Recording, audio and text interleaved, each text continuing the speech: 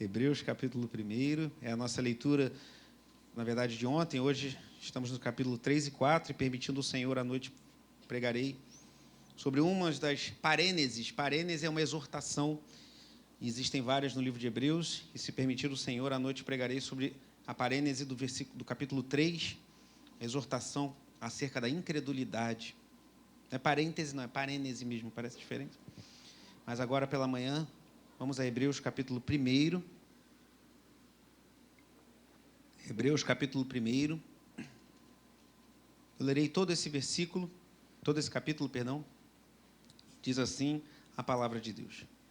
Antigamente, Deus falou muitas vezes e de muitas maneiras aos pais, pelos profetas, mas nestes últimos dias nos falou pelo Filho, a quem constituiu o herdeiro de todas as coisas, e pelo qual também fez o universo. O Filho, que é o resplendor da glória de Deus e a expressão exata do seu ser, sustentando todas as coisas pela sua palavra poderosa, depois de ter feito a purificação dos pecados, assentou-se à direita da majestade nas alturas, tendo se tornado tão superior aos anjos, quanto herdou o mais excelente nome do que eles. Pois a qual dos anjos Deus em algum momento disse: você é meu filho, hoje eu gerei você. E outra vez, eu lhe serei pai e ele me será filho. E novamente, ao introduzir o primogênito no mundo, diz: e todos os anjos de Deus o adorem. Ainda, quanto aos anjos, diz: aquele que a seus anjos faz ventos e aos seus ministros labareda de fogo. Mas a respeito do Filho diz: o teu trono, ó Deus, é para todo sempre. Cetro de justiça é o cetro do teu reino. Amaste a justiça e odiaste a iniquidade. Por isso Deus, o teu Deus, te ungiu com óleo de alegria, como a nenhum dos teus companheiros. Diz ainda: no princípio, Senhor, lançaste os fundamentos da terra, e os céus são obra das tuas mãos. Eles perecerão, mas tu permaneces. Todos eles envelhecerão como veste. Como manto tu os enrolarás, e como roupas serão igualmente mudados. Tu, porém, é o mesmo, e os teus anos jamais terão fim. Ora, a qual dos anjos Deus em algum momento disse: senta-se à minha direita, até que eu ponha os seus inimigos por estrado dos seus pés? Não são todos eles espíritos ministradores enviados para serviço a favor dos que hão de herdar a salvação? Oremos. Pai amado e bendito, como oramos há pouco, essa é a tua palavra, esse é teu povo, que o teu Santo Espírito venha ministrar aos corações. Esse trecho que é de um livro que por vezes é de difícil entendimento, mas a mensagem é muito clara. Jesus Cristo, Filho de Deus, é superior aos anjos, é superior a Moisés, é superior a Arão, é superior ao sacerdócio levítico. O seu sacrifício é superior aos sacrifícios do Antigo Testamento. E como foi lido no início, no Salmo 24, ele é o Rei da Glória, cujos portais eternos dos céus foram abertos e ele adentrou. E assim nós te adoramos nessa manhã, Senhor. Fala aos corações, em nome de Jesus. Amém. Os irmãos podem sentar. Quero passar algumas informações aqui, nessa introdução sobre o livro, que depois eu vou passar pelo WhatsApp para os irmãos. São baseadas no livro do reverendo Augusto Nicodemos, sobre Hebreus, no seu comentário. Para situar um pouco os irmãos nesse livro, e como eu tenho dito, a partir de agosto, nós iniciaremos na nossa Escola Bíblica Dominical um panorama bíblico. Então, todo domingo, nós vamos estudar aqui, no domingo, a leitura que será feita durante a semana. Então, vamos ter um estudo aqui no domingo, que vai te auxiliar na leitura bíblica que estamos fazendo ao longo da semana. Mas ainda não começamos.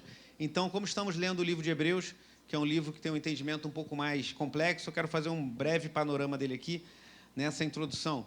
O autor de Hebreus, ninguém sabe quem é, irmãos. Se alguém falar que para você que sabe, desconfie dessa pessoa. Uns entendem que é Paulo, outros, pela forma de escrita, entendem que é outro autor, uns sugerem que é Apolo. Existem várias possibilidades, mas o fato é que ninguém sabe exatamente. O que pode se dizer é que é um judeu convertido ao cristianismo, natural de um território altamente helenizado. O que isso quer dizer? Uma região ali em que a cultura grega era muito influente. O autor aos Hebreus tinha um coração pastoral, com intimidade àqueles para quem ele estava enviando. e se utiliza de diversos métodos de interpretação, diz o reverendo Nicodemos, para explicar e aplicar o texto do Antigo Testamento aos seus leitores. Talvez você tenha percebido nessa leitura, a partir do versículo 5, ele cita vários textos do Antigo Testamento para corroborar, para reforçar a sua mensagem. A carta aos Hebreus, no que diz respeito à sua literatura, ela é como se fosse um sermão escrito, é como se fosse uma grande pregação que foi registrada para abençoar o seu público original e para nos abençoar como igreja também. E o tema, qual é o tema do livro da Epístola aos Hebreus? Ele escreveu a fim de levar seus leitores a considerar sempre a superioridade da pessoa e da obra de Jesus sobre toda a estrutura litúrgica do Antigo Testamento. Hebreus é estruturado de uma forma curiosa, porque ele intercala longas sessões doutrinárias com parênteses, como eu falei há pouco, que são exortações. Então, o autor aos Hebreus ele tem um objetivo claro. Ele quer que os seus ouvintes originais, e nós também hoje que estamos aprendendo a partir das Escrituras Sagradas, saibamos que Jesus Cristo é superior aos anjos, como lemos aqui no capítulo 1, é superior a Moisés, era o grande profeta, o grande legislador de Israel, e também profeta, que é superior ao sacerdócio levítico, representado por Arão, irmão de Moisés, que o seu sacrifício é superior aos sacrifícios do Antigo Testamento, ou seja, ele está acima de tudo, acima de todos. O livro é estruturado dessa forma. No início vai falar que é o que nós vamos ver agora, a revelação maior e final de Deus na pessoa de Jesus. Depois, capítulo 1 em diante, até o capítulo 2, que Jesus é superior aos anjos, que Cristo é superior a Moisés, capítulos 3 e 4, que Cristo é superior a Arão e ao sacerdote, ao sistema sacerdotal, nos capítulos 4 a 7, e que o ministério sacerdotal de Cristo é superior, capítulos 8 a 10. E aí chegamos nos capítulos 11 e 12. Capítulo 11 é muito conhecido, pois ele fala da fé, a certeza das coisas que se esperam, o firme fundamento daquilo que nós cremos. E ele fala que Deus é galardoador daqueles que o buscam, lá no capítulo 11. E vem a lista dos chamados heróis da fé, homens que honraram ao Senhor, que viveram para a glória de Deus. Alguns foram exaltados, outros foram martirizados por amor a Deus.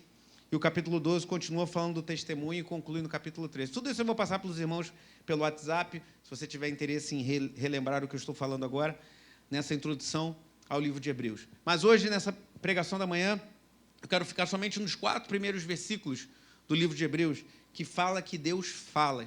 O nosso Deus é um Deus que fala, amém? Nosso Deus é um Deus que falou no passado mais antigo, nos tempos do Antigo Testamento. O nosso Deus é um Deus que falou nos dias dos apóstolos e do próprio Cristo encarnado, e o nosso Deus é um Deus que continua falando hoje.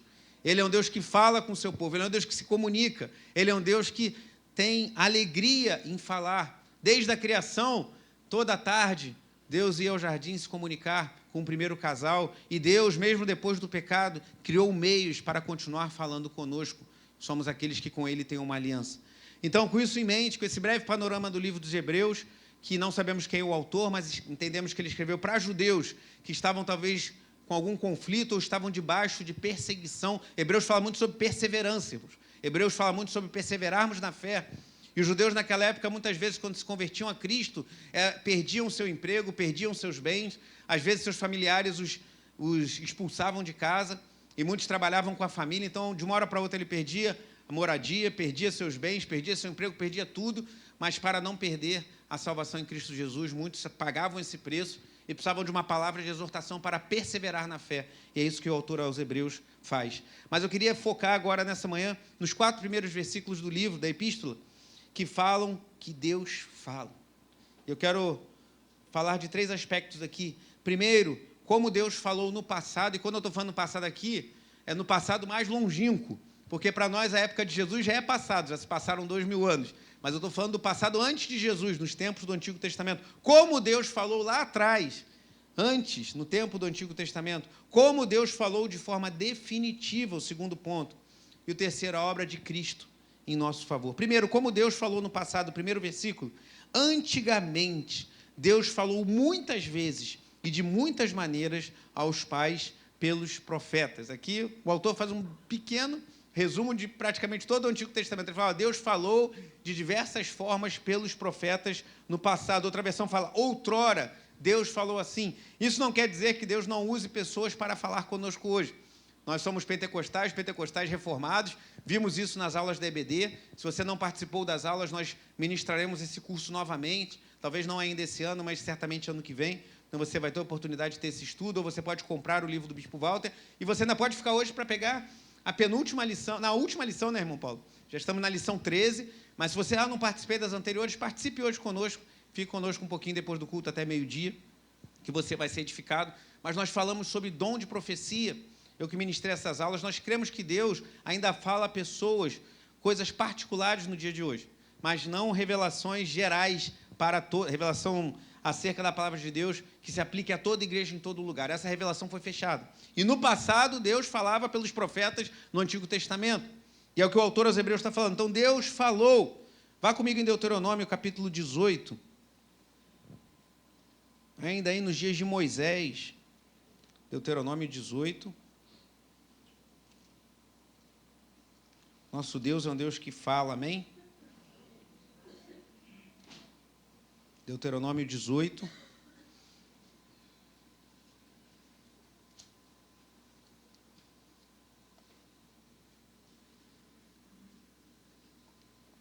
A partir do versículo 18.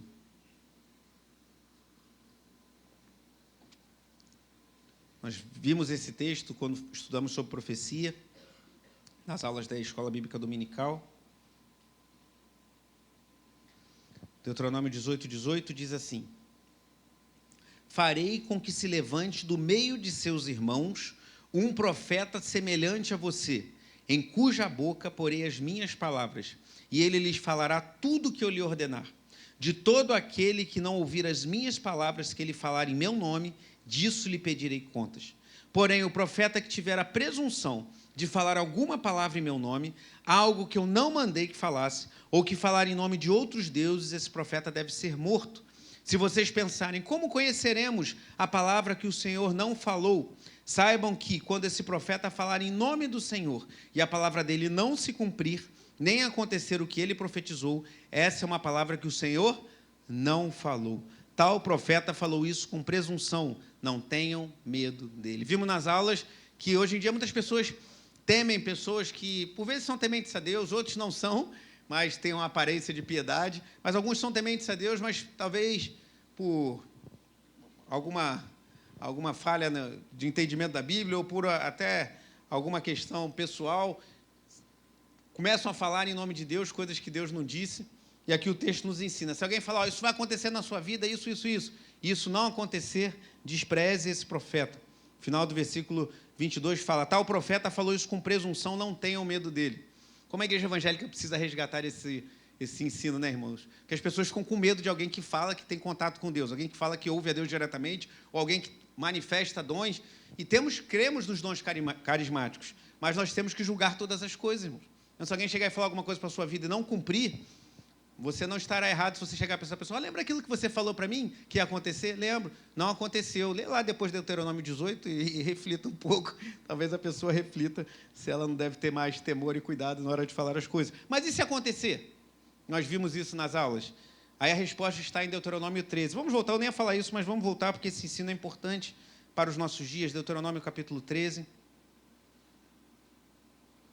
Versículo 1, diz assim, se aparecer no meio de vocês um profeta ou sonhador e anunciar um sinal ou prodígio, e se acontecer esse sinal, então outra situação, agora ele anunciou e aconteceu, ou prodígio de que ele falou e ele disser, vamos seguir e adorar outros deuses, deuses esses que vocês não conheceram, não deem ouvidos às palavras desse profeta ou sonhador, porque o Senhor, seu Deus, está fazendo o quê?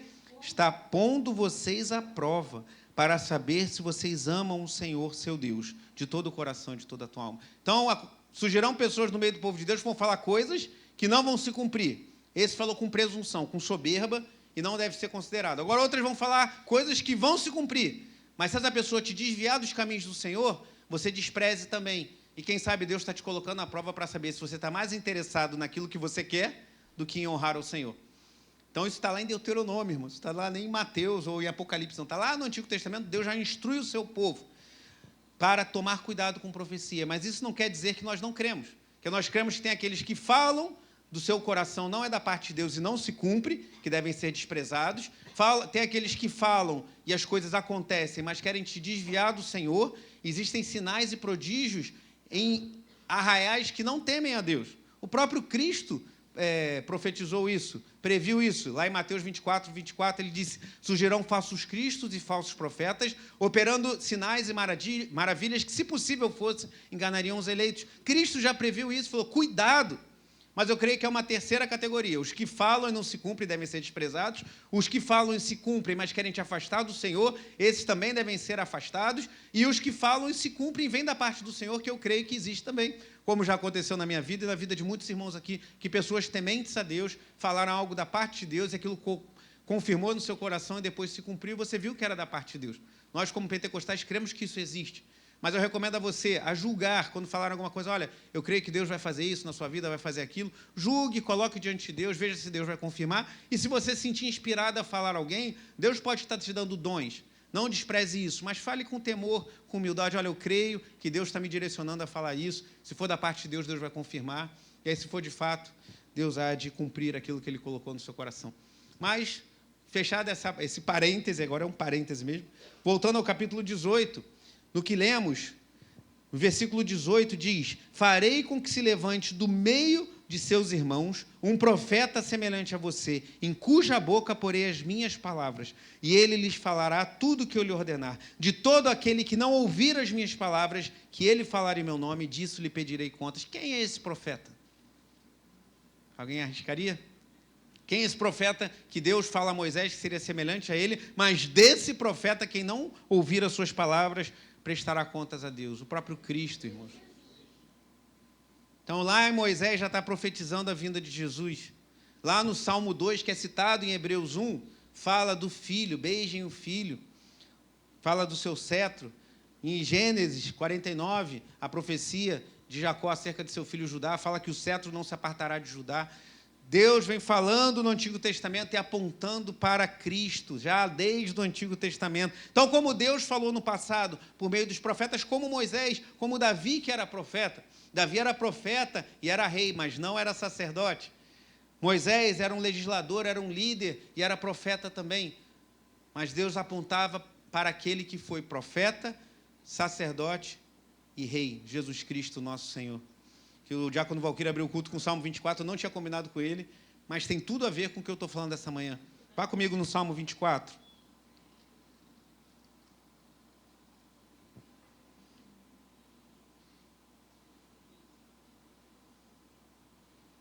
Salmo 24.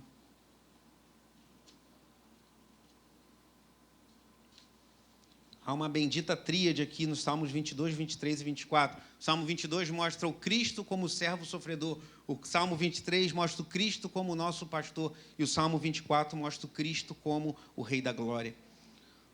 O Salmo 24 diz assim: ao Senhor pertence a terra e a sua plenitude, o mundo e os que nele habitam, porque ele fundou-a sobre os mares e sobre as correntes a estabeleceu.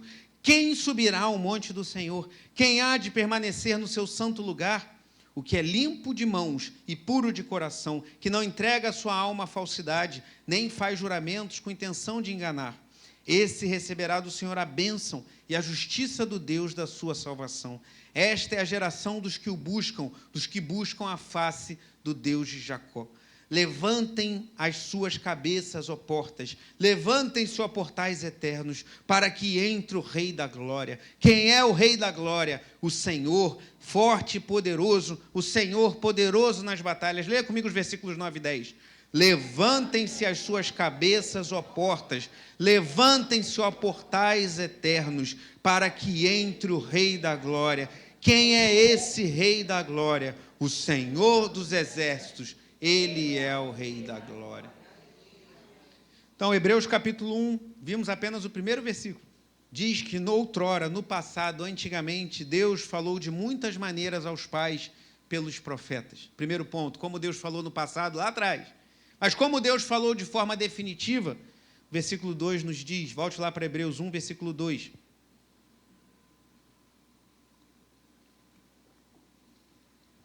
Diz assim: mas nestes últimos dias nos falou pelo Filho, a quem constituiu o herdeiro de todas as coisas. Então, só até aí. Deus, no passado, falou pelos profetas, mas agora ele levantou um profeta, que já estava anunciado lá no Antigo Testamento, que falou de forma definitiva. E ele falou nos últimos dias. Talvez você pense, então isso vale só quando Jesus estiver perto a voltar? Não. Nós cremos, e é um farto material bíblico para a gente entender assim, que os últimos dias começaram lá na ascensão de Jesus. Quando Jesus subiu e o Espírito Santo desceu, já começaram os últimos dias, que estão durando 2000 anos e vão durar mais quantos anos Deus determinar. Já estamos nos últimos dias. Cremos que quando Jesus estiver perto de voltar, as coisas ficarão mais intensas, os sinais se acumularão, mas nós já vivemos os últimos dias, nós já estamos na última etapa da história. O próximo capítulo da história da humanidade será o fim. Jesus vai voltar, e eu creio, como a milenista que sou, que Jesus vai voltar de forma definitiva. Nós nos encontraremos com Ele nos ares se estivermos vivos, os santos que estiverem com Ele vão voltar dos céus, os mortos vão ressuscitar, essa terra vai ser toda transformada, e nós viveremos para sempre com o Senhor em novos céus, em nova terra. Essa é a nova esperança. Então, estamos nos últimos dias esperando o próximo capítulo da história, que é a vinda de nosso Salvador em grande poder e glória e a transformação de tudo que existe. Pois Deus não nos criou para ficar para sempre no céu, irmãos. Deus nos criou para viver em novos céus e nova terra, como Ele fez no início. Ele botou o casal na terra. E aí Ele transformará no final novos céus e nova terra, como vimos nos estudos de Apocalipse alguns anos atrás, e viveremos para sempre com o Senhor em novos céus e nova terra. A Nova Jerusalém vai descer do céu, e viveremos com o Senhor para sempre. Mas essa é outra pregação. Os últimos dias já estamos vivendo. E como Deus falou nos últimos dias, através desse profeta. Só que esse profeta, nesse pequeno trecho de Hebreus, já fala muita coisa. Os 4 primeiros versículos de Hebreus falam muito, irmãos. Porque fala que ele é um profeta. Porque ele falou que o profeta é o que professa algo da parte do Eterno. Então ele é um profeta. Jesus Cristo era um profeta. Só que ele é mais que um profeta, porque ele é um filho, nos falou pelo filho, e ele é mais do que o profeta e o filho, ele é o herdeiro de Deus, e ele é mais do que o profeta, o filho, o herdeiro. Diz no final do versículo 2, que a quem constitui herdeiro de todas as coisas, e pelo qual também fez o universo. Qual o profeta que fez o universo? Qual o profeta que estava na criação de todas as coisas? Somente Jesus, irmãos.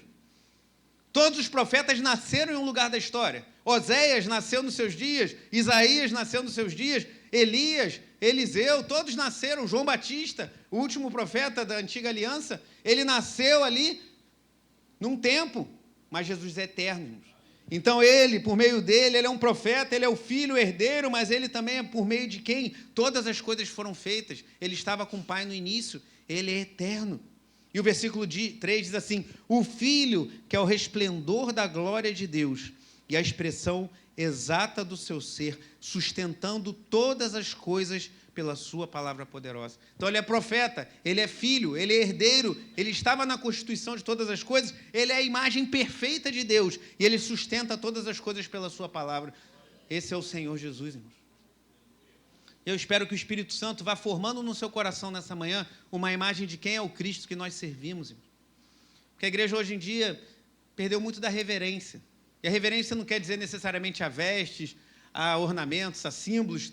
Pode ser que isso também, mas uma reverência do coração, de entender que estamos diante da pessoa mais poderosa do universo, de entender que estamos diante do Filho que é profeta, que é herdeiro, que fez todas as coisas, que sustenta tudo pela sua palavra poderosa, e cada vez que nos dobramos em oração no nosso lar, ou nos reunimos como igreja para adorá-lo, nós estamos diante de Jesus, irmãos.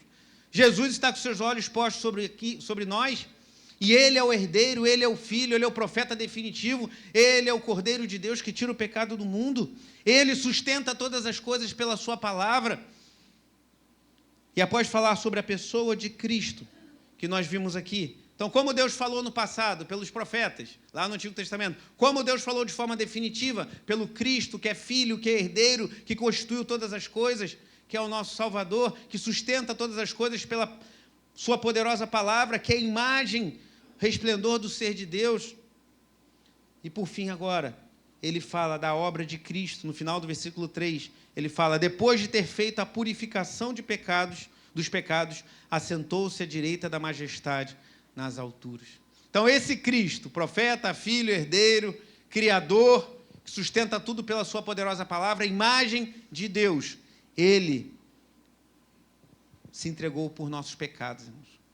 Esse é o Evangelho, é tão simples. Às vezes a gente pensa, as coisas são complicadas, esse livro é um livro complexo, é sim, mas a mensagem é muito simples, irmão. Jesus Cristo é o Senhor, Ele é o Todo-Poderoso, Ele é o Deus encarnado, e Ele se entregou pela minha vida, Ele se entregou pela sua vida, para nos purificar dos nossos pecados. E depois Ele ressuscitou, subiu aos céus, está sentado à destra de Deus Pai, Todo-Poderoso, de onde há de vir, para julgar os vivos e os mortos, como diz o credo apostólico.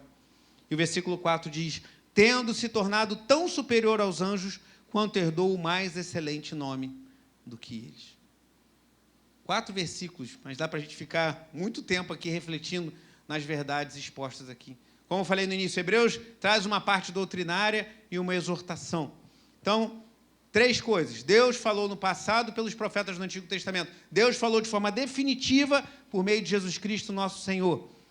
E Deus revela aqui a sua obra, que Ele fez a purificação dos pecados.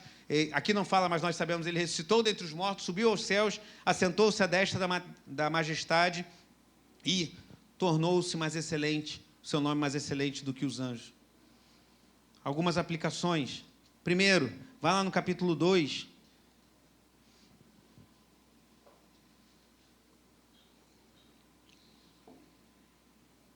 Capítulo 2, versículo 1. Por esta razão, ou seja, porque Jesus está acima de tudo e acima dos anjos, que é o que está no final do capítulo 1, importa que nos apeguemos com o quê? Com mais? Leia o versículo 1 comigo em voz alta. Por esta razão, importa que nos apeguemos com mais firmeza às verdades ouvidas, para que delas jamais nos desviemos. Deixe-me continuar. Porque se a palavra falada por meio de anjos se tornou firme, e toda transgressão ou desobediência recebeu justo castigo, como escaparemos nós, se não levarmos a sério tão grande salvação? Às vezes a gente pensa, irmãos, no Antigo Testamento, às vezes as pessoas desobedeciam, e acontecia um juízo de Deus. Lembra de Datã e Abirão, que lá se rebelaram contra Moisés, e a terra se abriu, eles caíram lá com as suas famílias e morreram. Às vezes você vê Deus executando o juízo, lá em Números, os homens começaram a se prostituir, Números 25, com as mulheres moabitas, Deus mandou uma praga. Você vê que Deus executava o juízo, às vezes, instantaneamente. E aí, às vezes, a gente pensa, meu Deus, como era difícil. Imagina se eu vivesse nos dias de Moisés, estou andando no deserto, e o pessoal começa a fazer coisa errada, e Deus executa um juízo direto. Ou já nos tempos dos profetas, lembro de Daniel, capítulo 5, o rei Belsazar pegou os utensílios da casa do Senhor, tinham sido trazidos de Jerusalém, começou a beber, se embriagar, na orgia com mulheres, e aí veio aquelas palavras escritas na parede, Mene, Mene, Tekel e Parsim, seu reino foi achado em falta, pesado, achado em falta, será tirado e entregue aos medos. Naquela mesma noite, Belsazar morreu. Então Deus executava o juízo, como era difícil no Antigo Testamento. Meus irmãos, que o autor aos Hebreus está falando é a palavra de Deus, que a gente deve ter um temor maior ainda. Porque eles não tinham a plena revelação que nós temos, irmãos. Eles viam sombras, nós vemos a realidade. Eles esperavam o Messias, nós anunciamos que o Messias já veio. Eles sabiam que o Messias seria um profeta, nascido da Virgem, como disse Isaías, maravilhoso conselheiro, Pai da eternidade, príncipe da paz, Deus forte. Eles tinham vislumbres, mas nós sabemos quem é. Ele é o Filho de Deus, que nasceu, que cresceu, que pregou, que morreu na cruz, que ressuscitou. Então, o que o autor aos Hebreus está falando, vocês estão preocupados em olhar para lá, quando Deus revelou por meio de anjos, entregou mensagens, como a gente vê no Antigo Testamento, por meio de anjos ao longo do Antigo Testamento, que Deus falou, vocês estão preocupados e achar que aquilo ali é juízo, abram seus olhos, a nossa situação é muito mais grave, porque a gente tem a plena revelação de quem é o Cristo de Deus. Então vivamos uma vida santa, irmãos, vivamos uma vida de acordo com o Evangelho que nos alcançou, porque Jesus Cristo é o Senhor, Ele é o Rei da glória. É isso que Ele está falando, como lemos aqui, se apegue com mais firmeza às verdades. Porque, versículo 2, lendo novamente, se a palavra falada por meio de anjos se tornou firme e toda transgressão ou desobediência recebeu justo castigo, como escaparemos nós, se não fizermos o quê? Levarmos a sério tão grande salvação. Cuidado com a sua vida, meu irmão, minha irmã. Eu falo isso, obviamente, para mim também. Muitos falam, a gente vive no tempo da graça. Certamente, a graça de Deus é derramada sobre nós, como também era no Antigo Testamento. Havia graça e juízo no Antigo e há graça e juízo no Novo. Mas, irmãos, o que está escrito aqui é que como a gente vai escapar se não levar a sério essa tão grande salvação? Jesus Cristo está revelado diante dos nossos olhos, Jesus Cristo está exposto diante de nós, Ele morreu, Ele se entregou, Ele é superior aos anjos, Ele é superior a Moisés, Ele é superior ao sacerdócio levítico, seu sacrifício é definitivo e único. Aqui em Hebreus 9, lá no capítulo 27, versículo 27, é um bom versículo para você falar para aqueles que creem na reencarnação, diz que ao homem, assim como Cristo morreu uma vez só, ao homem está dado morrer uma vez e depois enfrentar o juízo. Hebreus 9, 27. Então Jesus morreu uma só vez, assim como nós morreremos uma só vez e enfrentaremos o juízo de Deus. Mas se estivermos em Cristo, o seu sangue nos protegerá do juízo de Deus, assim como foi os portais lá na 10ª praga. Então, Jesus Cristo, irmãos, é a revelação plena de Deus, é a revelação exata do seu ser. Nós devemos ter muito mais temor, irmãos. Cuide da sua vida, meu irmão. Eu também preciso cuidar da minha. Minha irmã, cuidado. Que eu alerta, o que vai acontecer? Se Deus os executou daquela forma, quando anjos trouxeram a revelação, quanto mais agora é de forma definitiva a revelação trazida pelo Filho de Deus. Algumas aplicações para concluir, que eu peguei lá do comentário do reverendo Augusto Nicodemos. 2 aplicações. Primeira coisa, a importância da perseverança. Hebreus fala muito sobre isso. Devemos perseverar na fé em Cristo, em meio à dificuldade e às tribulações. Olhe para Jesus. Lembre do que Ele sofreu em nosso lugar. Lembre que Ele morreu na cruz sem ter pecado. Olhe para o Senhor e lembre-se que Ele se entregou por nós. E Ele é o Senhor, Ele é o Rei da glória, Ele está exaltado à destra da majestade. E na hora do sofrimento pensei, Ele vai voltar. Um dia eu vou me encontrar com Ele, então todo esse sofrimento vai passar. Tudo isso vai ficar para trás. O importante é que eu estarei para sempre com o meu Senhor. Persevere em meias tribulações, em fidelidade ao Senhor. E lembre-se do que lemos aqui. Se Deus trouxe juízo ao povo no deserto, quanto mais a nós, irmãos, temos a revelação plena de quem é o Senhor, Jesus Cristo, nosso Salvador. Primeira coisa, a perseverança. A segunda, cuidado. E o reverendo Augusto Nicodemos faz 3 alertas aqui, bem adequados à realidade da igreja evangélica brasileira. Primeiro, Deus nos fala hoje pela sua palavra, iluminado pelo Espírito Santo. Nós rejeitamos novas revelações.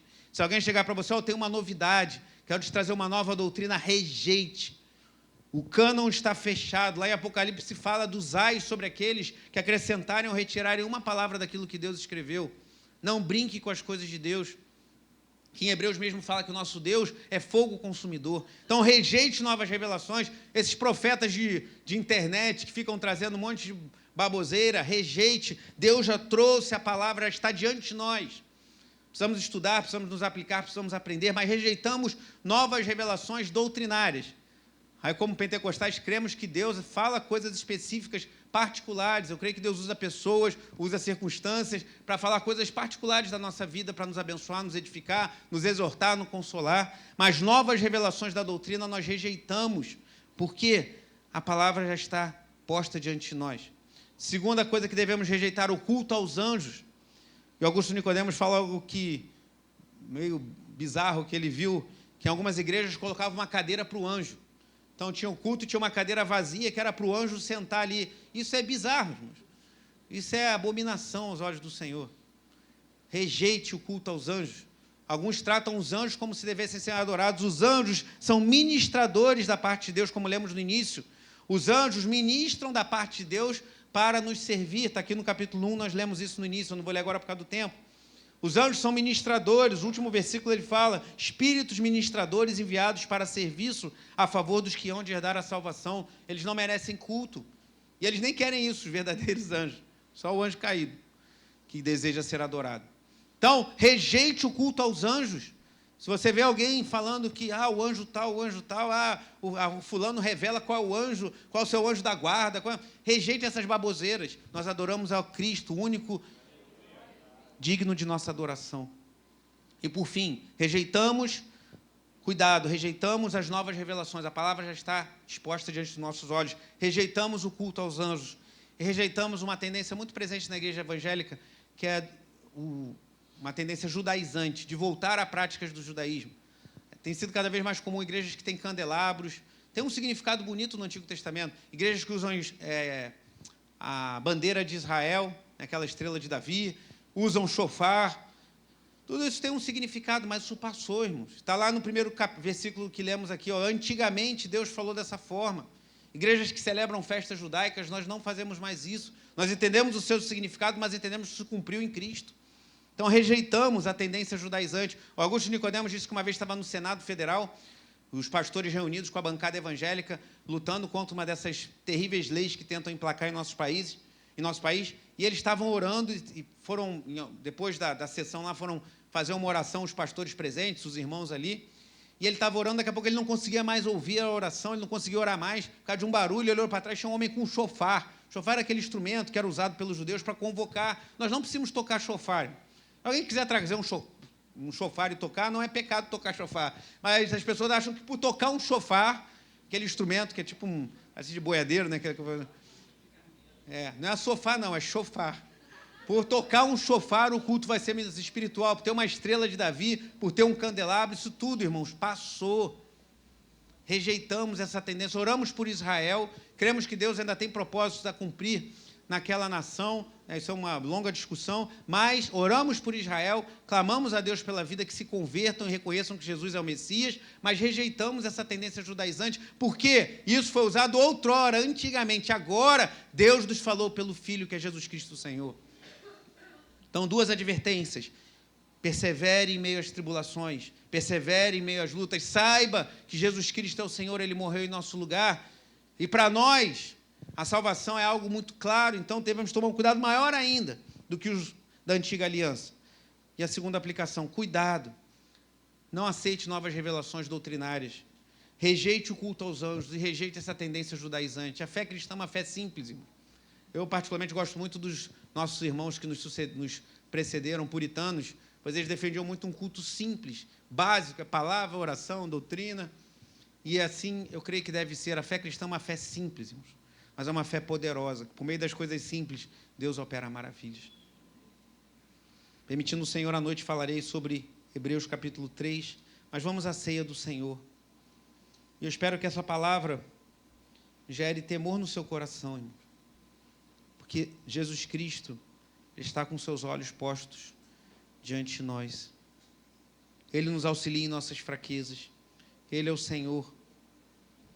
Não podemos brincar com as coisas de Deus. Então feche seus olhos, faça a sua oração. Nós vamos participar da ceia do Senhor.